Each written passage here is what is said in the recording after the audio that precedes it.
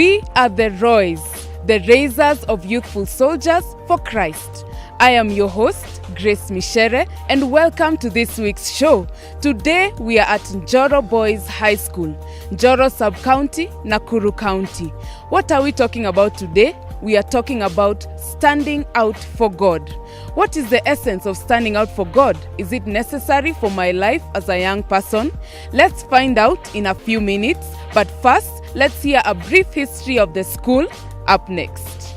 My name is Ken Kenyatta from Njoro Boys. I'm in Form 3. Our school is called Njoro School. It was formed in 1963. It has a current population of 1,200 students. It is found in Njoro Sub-County in Nakuru County. Our current principal is called Eustace Mudhui. Thank you very much.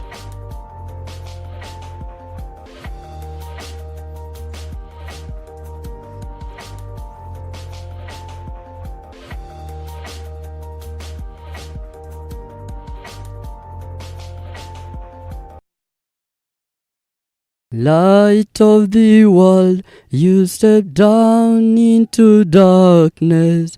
Open my eyes, let me see beauty that made this heart adore you. Hope of my life spent with you. And here I am to worship, here I am to bow down, here I am to say that you're my God. Altogether lovely, altogether worthy, altogether wonderful to me. King of all days, also highly exalted, glorious in heaven above. Humbly you came to the earth you created, all for love's sake became poor. And here I am to worship, here I am to bow down, here I am to say that you're my God. You're altogether lovely, altogether worthy, altogether wonderful to me. You are altogether worthy, altogether lovely, altogether wonderful to me.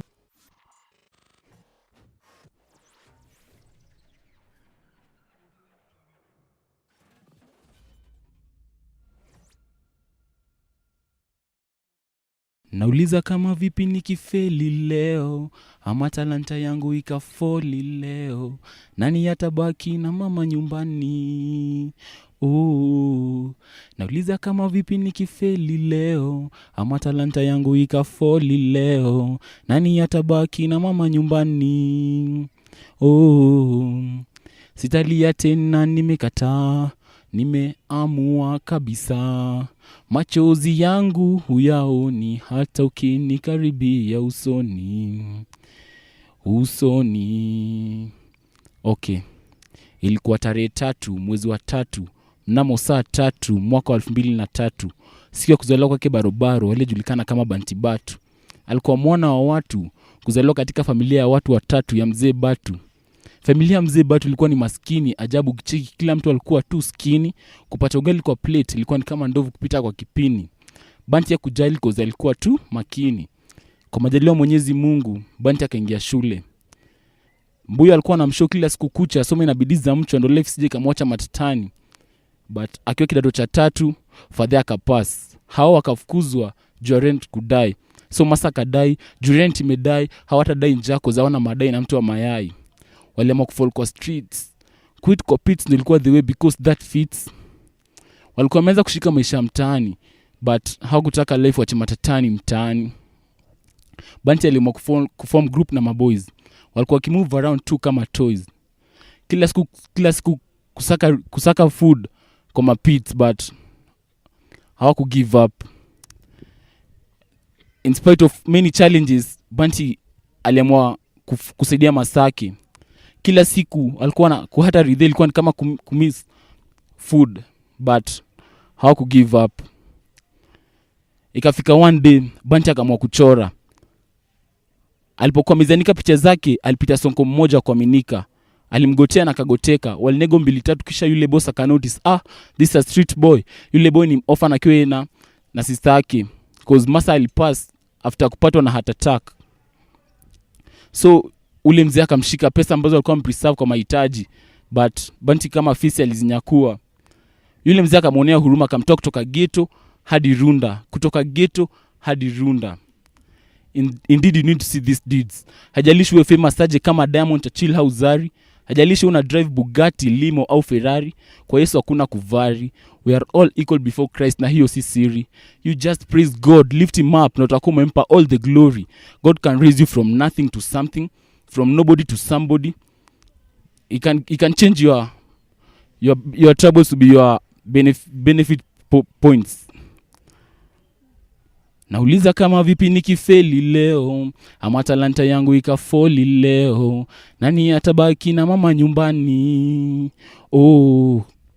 Nauliza kama vipi nikifeli leo, ama talanta yangu ikafoli leo, nani atabaki na mama nyumbani? Sitalia tena, nimekataa, nimeamua kabisa.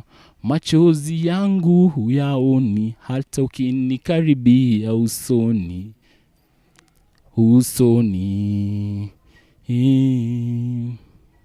Thank you.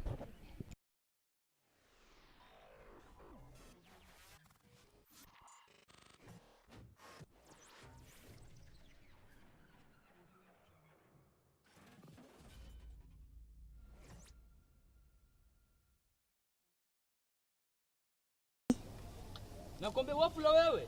Manze juzi nimeingia FB na kibati mbaya tu siku niingie. Nakwambia nikakupata hata nilishinde unafanya nini huko? Wewe mimi sikuangia FB, mimi nakuwa senda. Sikia nikwambie. Mimi nakuwa senda bwana. Sikia nikwambie. Nini? Niliona picha yako nyingine. Julie post nini manze hiyo koti umevaa hadi sasa iko na vumbi man. Sasa na post picha huyu. Yubla. Congratulations bro. Basta mimi bro bwana. Wewe acha nikwambie kitu wafula. Lakini man, mimi nilikuwa nafikiria nini unaweza fanya wewe? Mimi nikaona wewe kwa hii future yako wewe. Wewe sasa juu niliona udaktari uwezi. Sasa wewe sasa. Wewe labda tu uko patient wewe. Ana usintusi brother, usintusi. Check hivi. Ina nakupatia ndo yako. Wewe unaweza kuwa nini wewe? Ni doctor. Tu jamani doctor. Hata ndio hiyo. Ngoja nikwambie. Tunachekika huyu jamaa. Kwao hakuna mtu ajui kuomba. Ndio hiyo. Nani kama mimi? Unakuja ile time yenye budake alikuwa amejifanya ati venye yeye ni kipofu mtaa. Aoni hata mambo sasa. Nikwambie. Ni vizuri ukubali. Jua hajai kwa kipofu. Maybe alikuwa anafikiria love ni blind. Sio kama tu kuwa blind kabisa. Nakumbuka ile siku ya demonstration. Budake alitoka mbio kuniliko. Unashindwa kwani anaona njia gani bana? Ngoja brother, wasa hebu sikieni. Kuna form pale msee. Form gani? Nini ule jamaa form? Wada form bwa sana. Ndio sasa hii form inaweza kuwa kama gani? Ngoja kuna automatic tuende kufanyia ile kazi yako kwa kocha. Wewe brother takerere unasema. Kuna kiosk.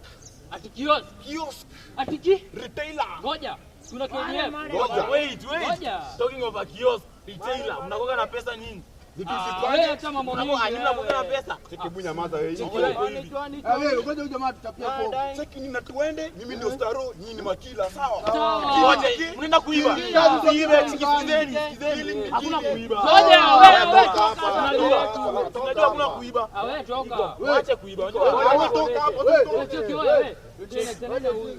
Wase 50. Wewe twende. Halo. Polisi. Umeenda wapi?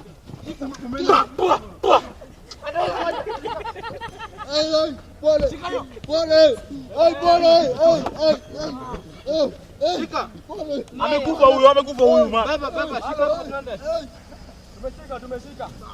Peleke ndani huyo. Wanapanga uwizi nikio. Hii ni evidence. Peleka ndani. Hiyo ni evidence. Na nikupate huko unaningoja kwa ombi.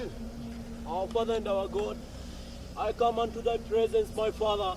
I am praying for your intervention, my Lord Jesus, that you may be with us, Lord Jesus, that you may Afisa nianze. Endelea tu kuja, toka pale ukirudi hivi ndani. Hiyo sote utoe. Haya. Ingia, toka hivi. Toka nje. Haya, ingia. Anza hivyo, pati yako. Our Father and our Lord, I come unto thy presence. I thank you, my Father, because Father, achia hapo Buda. Mani kubaya. What's happening? Nakwambia ni kubaya. Nini inaendelea? Mwenye nimetoka. Nakwambia dufu na mwili yake yote. Imagine ameangushwa chini man. Amekufa. Si kukufa. Yani past tense. Manze dufu ni horizontal bana. Ni amekufa. Ni matanga tunapanga saa hii. Wewe unafurahia kukufa badala urepent. Ngoja. Mimi nasherehekea juu sijakufa. Unajua ningekufa ungesave nani saa hii? Acha mchezo, peana maisha yako kwa Yesu. Nikwambie. Nimekuja hapa ndio unisave kwanza, lakini kwanza mambo ni mawili. Nimekuja hapa either uniombee ama uniombee tu. Piga magoti. Shikilia hiyo Biblia. Nibebe tu lakini tuombe. Our Father and our God, my Father, I come unto thy presence once more, my Father. I commit this boy unto thy presence, Jehovah Jireh, that you may bless him, my Father, my God, that you may turn him unto thy ways, my Father. My God, I ask you, my Father, that you may forgive him his sins. In Jesus' name, amen. Amen, yawa. Nakwambia leo nimekimbilia maisha yangu. Sasa maisha yako iko nzuri. Unajua Rudisha angekuwa nakimbilia maisha yake. Nakwambia hata ule mwenye anaitwa sijui the flash si kitu. Sasa uko sawa, maisha yako kwa Yesu. Lakini uwezi usijaribu. Mimi naweza kuambia from experience.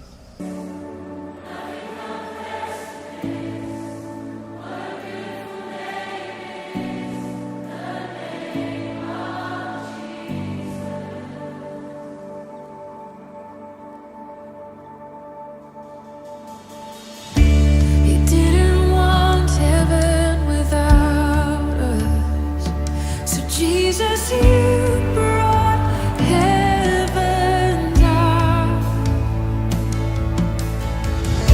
My sin was great, your love was greater. What could separate us now?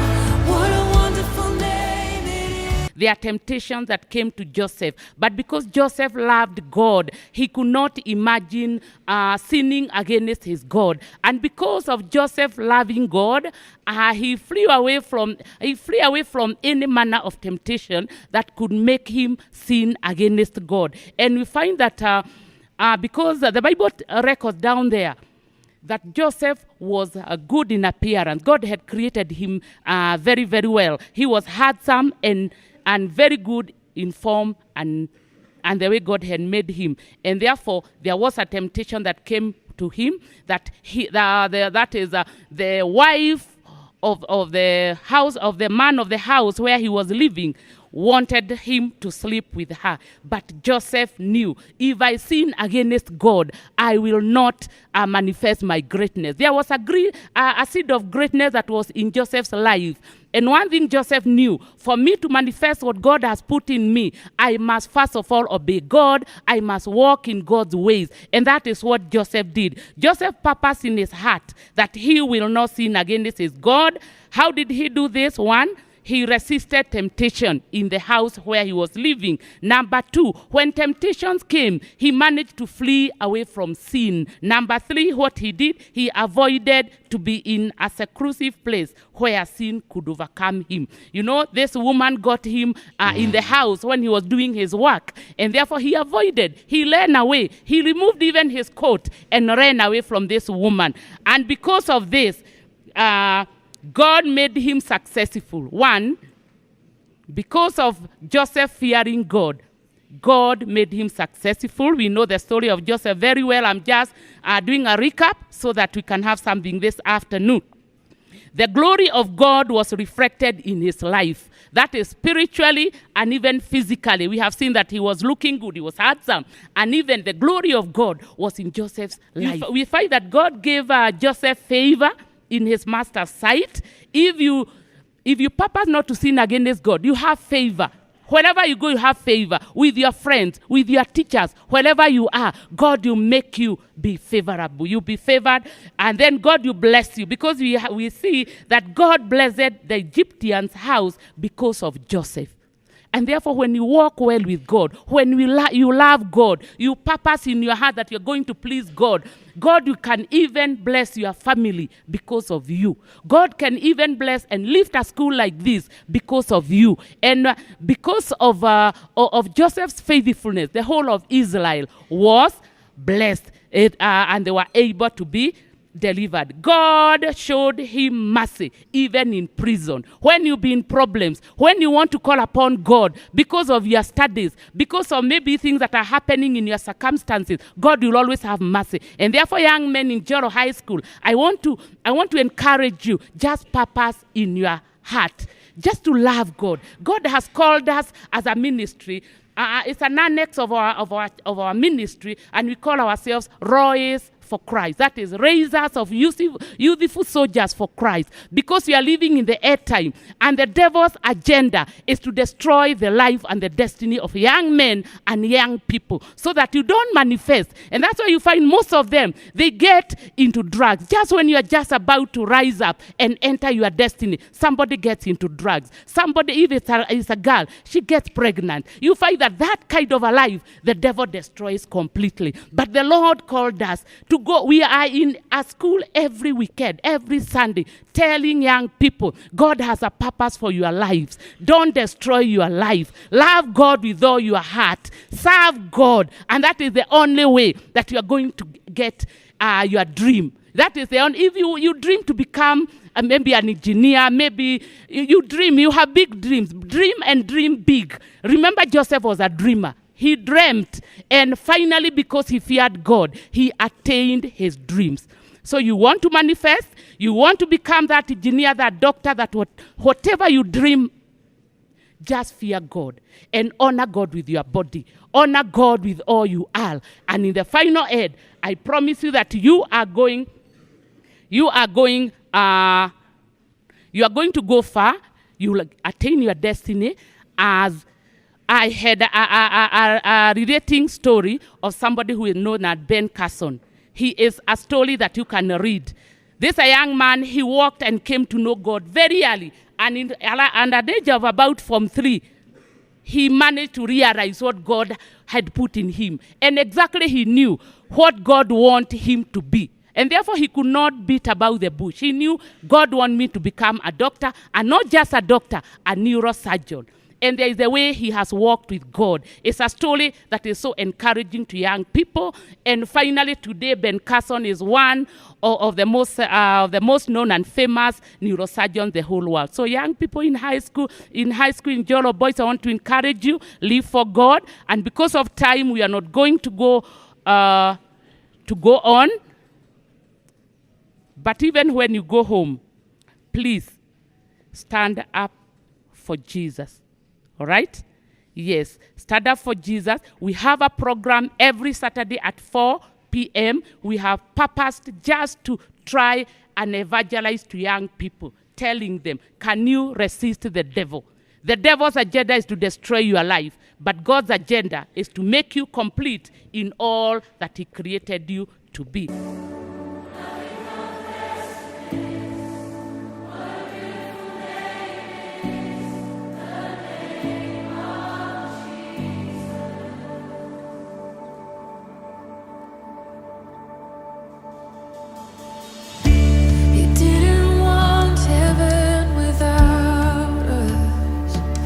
Jesus, you brought heaven down. My sin was great, your love was greater. What could separate us now? What a wonderful name it is. We are going on a commercial break. Stay with us.